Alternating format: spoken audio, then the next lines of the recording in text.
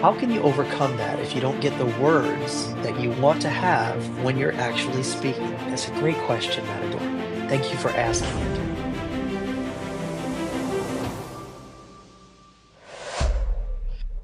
This is where dialogue comes into practice.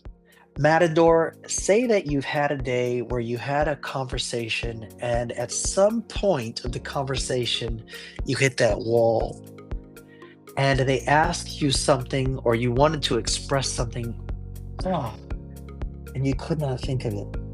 What is the word?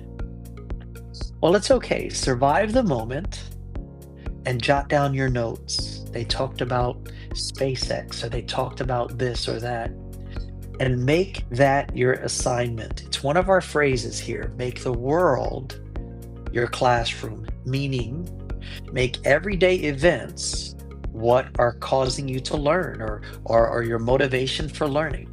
So you would take that dialogue. The person at work asked you about SpaceX and you couldn't explain yourself, for example. And you would go home and recreate that dialogue. Let's just say the person at work's name is Tony. Tony said, "Hey, Matador, what did you do this weekend?" And you said, "I watched the new rocket launch by SpaceX on TV." And he said, "Really? What do you think about that when it comes to SpaceX and what they say they're doing? Do you believe in it?" So use that junction as a way of enhancing your dialogue. Take your dialogue. Tony said this, I said this, Tony said that, and then I choked. Now take the time to develop your dialogue, what you wish you would have said. Imagine what Tony would have said after, and then develop it even further, talking more about SpaceX or things like that. Then practice this dialogue between two people with another person, your study partner, your family, your friends, an actual person. Play the role. Act like you're at work. The other person is Tony. They come up to you and say, "Hey, Matador, what do you think about SpaceX?"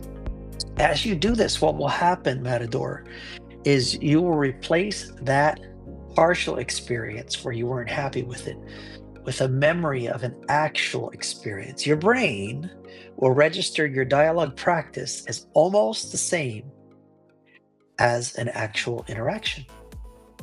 So you will reinforce the way you wish you would have answered, the way you wish you would have said things over and over again through your practices. And what that does is the next time you talk with Tony or anyone else or about that topic, your brain will bring up a file of information of that dialogue so that you will have the choice words you wanted.